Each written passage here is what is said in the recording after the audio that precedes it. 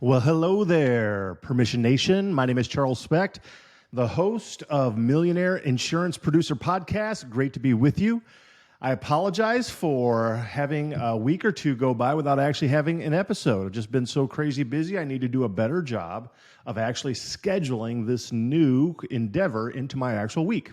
So here I am, begging for your forgiveness and ready to offer you a topic today that hopefully will really help you secure a lot more business, more prospects turning into signed broker of record letters, and you winning. Okay, so please accept my apologies, and in exchange for your loyal listening to this podcast, I want to give you this information today to help you succeed.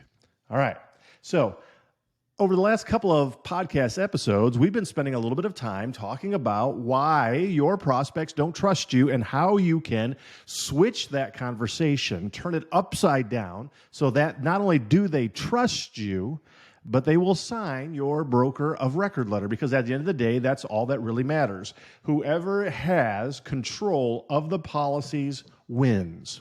If you don't have control of the policies, you're a loser, period. You are likely going to lose if you do not control the policies. And so whoever controls those is the one who is likely to win.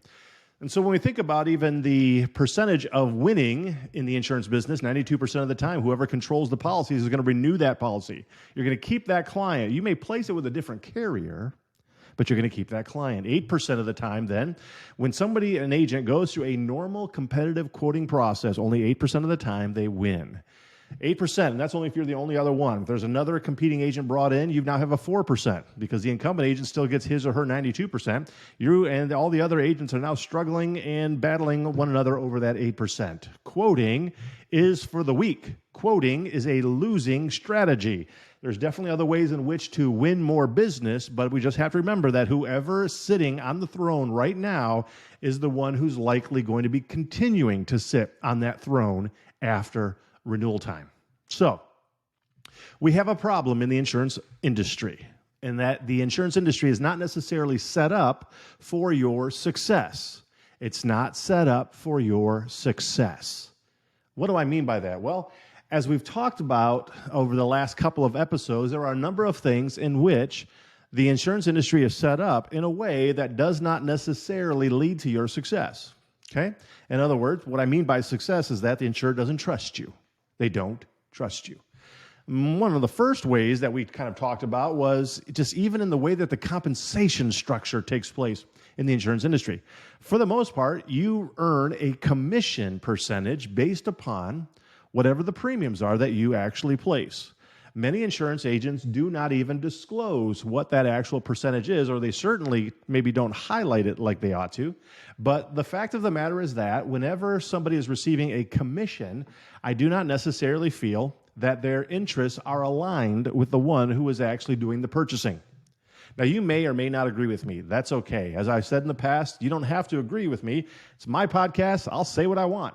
I actually don't necessarily feel that the insurance industry is set up for your success. There's too many hurdles, too many roadblocks, too many things that are obstacles in your way to help you have trust in the relationship with your prospect. And so we talked about a number of different things.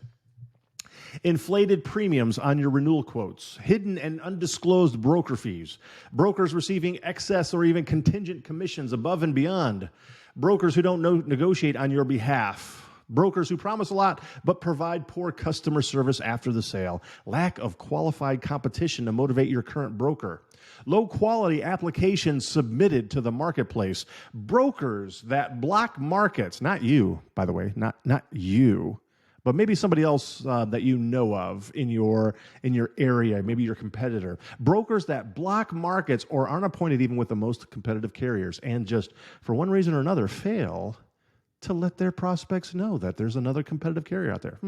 Not set up for trust. Another one is just pure hidden exclusions and prohibitive policy terms, insurance agents that may or may not actually disclose what is on a quote. Not only is it maybe potentially something that they, again, not you, but they, other people, might actually intentionally hide, but frankly, I think most insurance agents don't read the actual quote. They don't know what they're looking at. They don't read exclusions. They don't read the policy language. They don't actually know what is there. And so I think a lot of it, frankly, is just lack of expertise, which again, causes or hinders trust in the relationship. But today we're going to talk about something that if you can actually do this, it's going to help you win more business. If you can do this, it's going to help you get more signed broker of record letters. If you can do this, it's going to help you build your book of business to $1 million or more. The thing I want to talk about today is that the insurance buyer doesn't know if you would be a good person to negotiate on their behalf. In other words, why should they give you access to the carriers that you want if you don't have a strategy to negotiate the best terms on their behalf? In other words, the topic of today's podcast episode is brokers who don't negotiate on your behalf. You know, as I've mentioned on a number of podcast episodes, Constructive Risk, which is my other aspect of my consulting company, I am hired and retained directly by insurance buyers, predominantly construction companies. They hire me to manage the insurance renewal process on their behalf, to work with the broker who's the incumbent, as well as any other brokers that are brought in to offer quotes on the policies if the other broker doesn't have access to those markets. But they bring me in to actually manage it. One, because I just know more about insurance than them. So they bring somebody else in who is unbiased. Unbiased. I don't actually receive a commission on the Constructive Risk side. I don't actually have any ties to the insurance carriers. I don't own stock in any insurance carrier out there. So I don't have ties to actually place business with them. And so I actually am providing wholly unbiased advice. The problem is that many insurance brokers are trying to woo the insured, are trying to woo the prospect, trying to make them just happy with them and build that kind of rapport, if you will. But frankly, never really get around to the brass tacks of, do you actually work in such a way that you would be the obvious choice of which agent to do business with? Yes or no? I want you to think about it this way. Why would you be a better insurance agent to represent the insurance buyer, the insurer, the prospect? Why would you be a better insurance agent to do that rather than the incumbent agent? Do you have any real reason why? I mean, let's just say there's 3 carriers out there who are writing the business for that particular insurance buyer. The incumbent agent has access to them. You have access to them. Why should the insured give the markets to you rather than the other agent? Wow, that's a good question. I wonder why.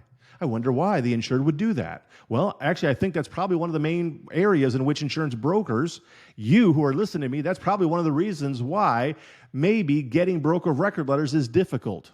Maybe that's why winning has become difficult. It's because you're having a difficult time communicating clearly to the insured about what you're going to do on their behalf. Are you a beast when it comes to negotiation? You know what? I wanted to just kind of take it out of the insurance industry for a moment and explain to you why this is important. Okay? Imagine you're selling a house or you're buying a house. How did you pick the real estate agent that you would do business with? Most people pick a real estate agent because they like them, because they're nice.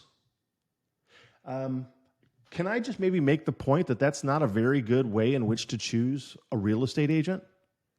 Maybe if I'm buying a house for $1 million, what I want is a real estate agent who can go in there and negotiate on my behalf to drive down the price, to make the other real estate agent as well as their seller understand that the house or the price that they're asking is overpriced and I should be able to actually buy it for less.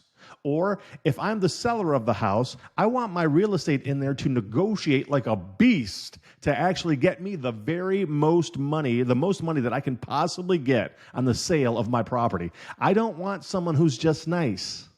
I don't want someone who's nice. I want someone who's nice, but you better be a whole lot more than nice to get my business. You better be a negotiating beast, an animal out there who has my best interests at hand, not to just sell a house or not to just help me purchase a house, but to help me get the best terms possible. That's what I want. Someone who's out there negotiating on my behalf. Do you pick a realtor like that? Let me ask you another question. Do you expect your prospects to choose you as the insurance agent for a reason like that? If you do, you're probably not as professional as you should be. Yep, I said it. I'm stepping on toes. I get it. Sometimes I step on toes, and I might be stepping on your toes. That's okay, because I'm also trying to come with the medication to actually heal that wound. But here's the problem. It's not enough to just be nice.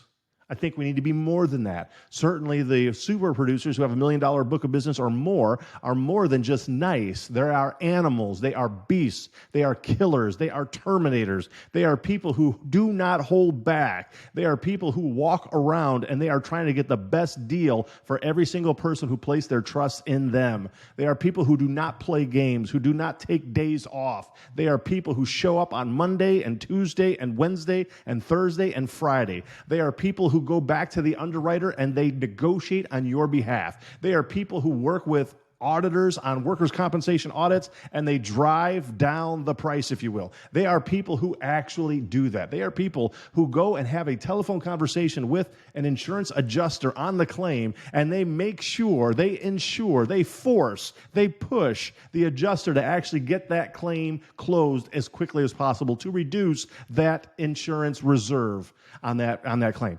That's what we need. We need insurance brokers who go all out for their client. Question: is that you? If that's not you, we've got some work to do. If that's you, then no doubt you're either a super producer already or you are well on your way to becoming one very, very soon. So how can you explain to your prospect that you would be the one to negotiate better pricing on their behalf? Great question. Let me just, before I even get too much even further in the weeds, I want to tell you a little bit of story about a conversation that happened yesterday with one of my clients. Was talking with an insurance agent yesterday, good agent. This agent was talking about, how they can do a better job on still prospecting new business while also handling their renewals. Okay, so we've got a lot of renewals that are taking place. How can I make sure that my renewals are taken care of in this fourth quarter, but still actively prospect business? And so this particular insurance agent, she said, how can I do that, Charles? How can I make sure that I'm doing that? In other words, and she wasn't saying anything wrong, nothing wrong. I totally get it. I even explained to her that I get it. It's also very difficult to try and figure out. How can she spend the least amount of time possible on the renewals to do the best job possible so that she is then able to spend more time prospecting new business while at the same time then not burning bridges with her underwriters? And I said, there it is. That's the moral dilemma that we all have in the insurance business. That's the reason why I have my construction company. I mean, you hit the nail on the head right off the bat. Because what she was saying, and I get it, it's so true, and it's very difficult for insurance agents to figure out. I don't know the answer, frankly. I don't have an answer for it. It's just like, it's one of those paradoxes. I'm not quite sure what to do. But as an insurance agent, you have two relationships that you have to keep intact, if you will. One with the insured, and then the other one with your underwriters. Okay? Now, what's the best thing that you can do for your insured, if you will? If there's 10 insurance carriers out there that are pretty competitive, you need to put together a submission and get it to those 10 insurance carriers, right? For a number of different reasons. One, first and foremost, that it is in your insurance buyer's best interest for you to do that. You want to get them the best deal possible.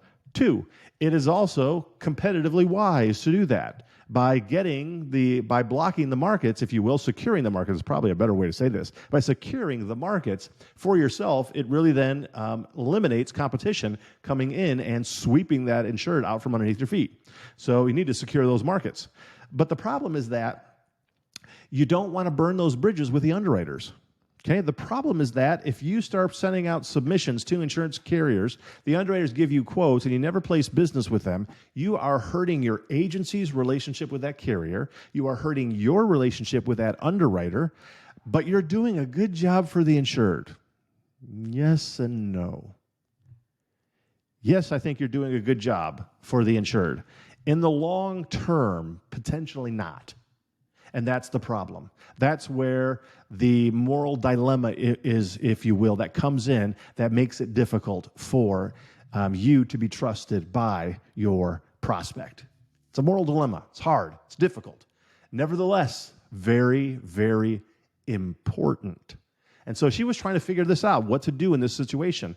And I just explained to her, I said, look, I understand kind of where you're coming from, and I'm going to speak to you on the side of being an insurance agent, maybe a way that you can handle it as an insurance broker and not speak to you as an insurance buyer or as a consultant for insurance buyers. So I gave her my advice from that side. I said, look at the accounts that you have looked at from a standpoint of the size, and these are the size of the accounts that you just can't spend time on anymore.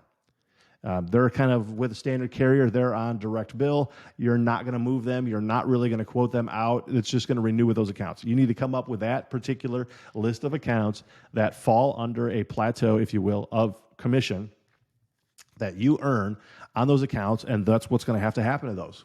Unfortunately, that's the way that it works. That's why the insurance business is not necessarily set up for your success. But then every account that's above and beyond that, then you're going to give it, if you will, your all. You're going to spend all your time in it. And yet at the same time, I don't have an answer for you on what to do with regards to going out to all the markets and getting quotes from all of those and never placing the business with some of those underwriters. It is not necessarily a great thing. A lot of agencies lose carrier appointments specifically for that reason. I get it. It's hard. I don't know what to do. I don't have an answer for it. And a lot of insurance carriers, they don't like it. Well, I get it. Offer better quotes. I don't know what to tell you. Offer better quotes, get the business. But it is what it is. Brokers who don't negotiate on your behalf. Let's now get into the brass tacks. When you're sitting down with your insured in that very first meeting, you need to do a few different things in that meeting. You need to build that rapport. You need to make sure that the insured feels fairly comfortable with you to start talking, because you need him or her to start opening up and telling you problems. Problems. You need to become a psychologist, if you will. You need to become a psychiatrist, a counselor who's there listening and taking notes. I want you just to think of that first appointment with your prospect. It's as if you're sitting in the chair and the prospect is laying down on a leather couch and they're telling you about all their problems. That's exactly what this first meeting needs to be like. You need to have them feel comfortable with you during that rapport process so that you can then start talking to them about problems they're having in their industry so that they can start telling you, because then you can create solutions. But you need to find out where their industry is going and the problems that they're dealing with, what keeps them up at night. Then you need to talk to them specifically about even their business. What are some of the major problems that they're dealing with in their business? Maybe they're having a hard time with even meeting payroll or just retention of employees or whatever it is. There's maybe a new competitor out there. Maybe the industry is changing the way it does business. It's becoming more difficult to figure out. Then after you've done that, after you find out a significant number of problems, then we start dealing with the competition. That is the insurance carrier, the policy or the plan, if you're EB, the problems on the policy or the plan, problems with the auditor, problems with the underwriter, problems then with your account manager, whoever is the incumbent account manager, the CSR, and then also problems with the incumbent producer. Need to be able to figure out problems, places where they have dropped the ball, poor customer service, showing up last minute with the quotes, not going out and offering, not getting many quotes for them to even choose from. They get ghosted for about 6 months after the renewal. Maybe they're asking the insurer repeatedly to please remove a vehicle from their policy so that they don't have to keep paying premium for it. I mention that because it's a real world example of what one just recently happened with one of my clients. They moved the business from the agent because for 3 straight months they said, "Can you please take this vehicle off? We have to keep paying premium for this." 3 straight months, never taken off. Well, signed broker of record letter. You're gone. You're fired. Basic things, these problems, find out all those problems. And then once you've found out a number of problems with your competition, then you start to open up your timeline of services. You start explaining what you're going to provide to them over the course of a 12-month period. You're explaining to them what it is that you're going to actually provide, the services that you provide to them in exchange for doing business with you. It's going to have services that are certainly insurance related. It might also have services that are industry related based upon whatever they are doing. Maybe they're contractors, they need help in their construction industry, or they're restaurants, they need help with something in the restaurant industry.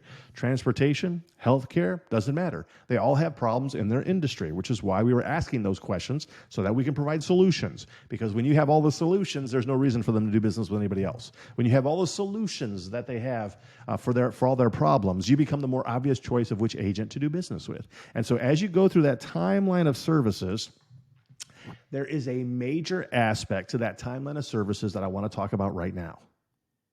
A major aspect to that timeline of services that you need to spend a lot of time talking about is, how do you handle the renewal process? What are you going to do for the 90 or 120 days before the policy actually renews so that the insured can see you're the agent to do business with, that you are a beast, an animal, a killer who's going to work on their behalf, right? So you need to be the negotiation Terminator so that you're working with and on the behalf of the insurance buyer. One of the main things here is now, rather than just getting copies of deck pages and getting loss runs and so forth, and then just kind of setting it out to the market, you need to have a real hardcore conversation, if you will, with the insured about the carriers that you're going to go to, which should also be in your timeline of services, by the way, which carriers you're going to go to, and then how you are going to insure. Please listen to this. Please listen. You need to explain to the insured on your timeline of services the things that you will do to ensure the best result for the prospect. That when you come with the quotes and you finally bind coverage on those quotes, that it is the best policy that could have been received, terms and conditions, lowest premium possible, best coverages, best terms, that there could not have been a better product that could have been received from that carrier had you not actually been doing it. Okay? So you have to ask some questions, such as, where's the other agent dropping the ball? And I just think this is probably one of the biggest things that you can say to help the insured to realize that their current agent's a bum without saying, I think your agent's a bum. There's something that you can say and you can word it or ask it in such a way that helps the insured to realize maybe they haven't been getting the best service from their current agent. Maybe they haven't been receiving the best quotes possible. And it's just simply by asking a question without dragging your competition under the bus, and asking the insured, based upon their history with it, what has been the outcome. Now, with that said, usually I would put a little parenthesis right in front of it and explain to the insured first, before you get to that part, you explain what your superior service, listen up, explain what your superior service looks like, and then ask the insured, when the other agent comes and does that same thing, what has been their experience. Okay? So you might say something like this with regards to insurance agents who don't negotiate on your behalf, okay, or really aren't negotiating much. I would ask the insured maybe a question like this. Say, Mr. Insured, one of the questions that I would like to ask, and if you could answer it for me, and I'll ask the question and kind of give you a little bit of an understanding first, even before you have to answer it, about how I would do it if I was your agent. But I want to ask you, when your agent showed up last year with the quotes and you decided to bind coverage with ABC Insurance Carrier, who you're with right now, when they showed up with a quote and you decided to bind coverage, did they say, hold on a minute, let me go back and see if I can renegotiate on your behalf to even get better pricing on your behalf? And so I want you to think about that and maybe answer it in just a moment, but I want to first explain to you about what I do, and then we'll see whether or not your current agent has been able to do that as well. So one of the things that I do is I go out to all the markets. I go out to all the markets who are writing your business.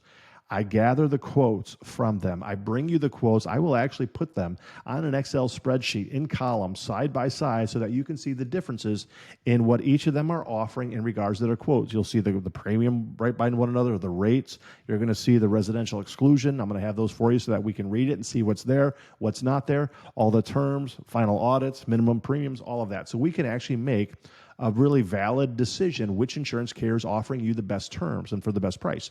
And then once you and I decide which insurance carrier you want to eventually bind coverage with because of the terms and conditions, what I'm going to do then is I'm just going to become a negotiating machine on your behalf.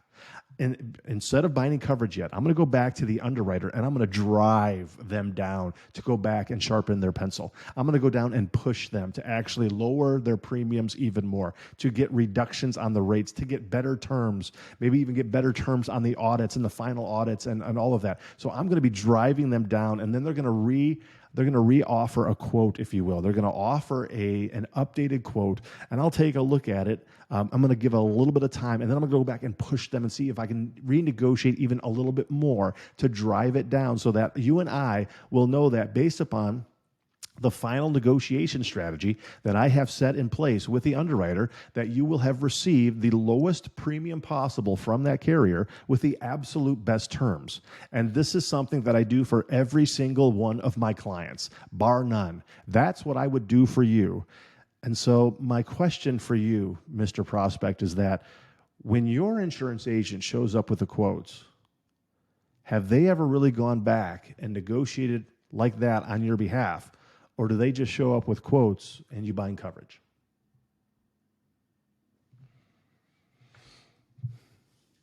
I'm telling you, if you can word the conversation somewhat like that, I do believe that you are going to be much more effective at getting signed broker of record letters. That one thing by itself, bar none, that one thing, if you do that right, if you can actually begin to communicate how you're going to negotiate and renegotiate in order to drive down the premium with the carrier who is offering the best terms possible, if you can do that, I do believe then that you should absolutely, without hesitation, be the agent who represents those carriers, period. Absolutely. As an insurance consultant, if you said to me, that's what you're going to be doing for my client, for the insured, I would say, great, here's the broker of record letter. Having the insured sign it for you. We're going to have you go to the marketplace. I'm going to watch what you do on your negotiation. I just want to watch it. I want to see it. I'm going to watch it as you bring the best results to the insured. Because you know what? Frankly, your competition doesn't do that. Your competition is not out there doing that. And maybe you haven't either.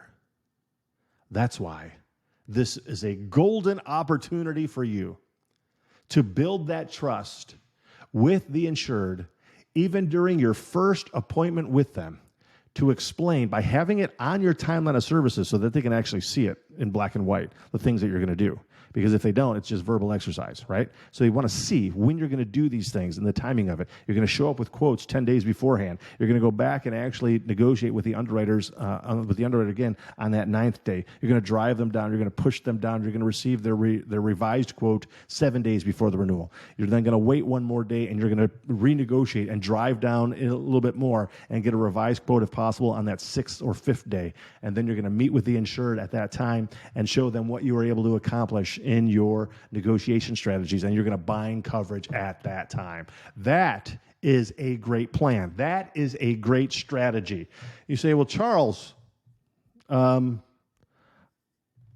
not something I've done before. I know. I know. It's crazy. Most insurance producers have no plan whatsoever. Let that sink in for a moment. Most insurance agents, most brokers have no plan whatsoever. Their plan is chicken business. They're just winging it. They are gathering deck pages and loss runs, putting together submissions, and just blanketing the marketplace to see what sticks. Maybe they're blocked out, maybe they're not. Oh, they're not blocked out? Great, we got in first. They're totally excited. They just get all these quotes in, if you will. They put together a little glossy proposal. They have no plan of attack. They haven't negotiated with the insurer to even decide what they need to accomplish in order to win the business. They haven't garnered the trust. They're just winging it. That's not you, is it? I hope not. It certainly doesn't need to be you going forward. There is a much better plan to build a $1 million or more book of business, and it is in the art of persuasion. It's in negotiation, and specifically, it's for those who are flat-out terminators when it comes to renegotiation. Not too difficult to do, but potentially difficult for some to begin implementing. I wonder if that's you. My name is Charles Specht. I am the president and CEO of Permission Network, where I teach and train insurance agents on how to build a $1 million or more book of business. This is the Millionaire Insurance Producer Podcast.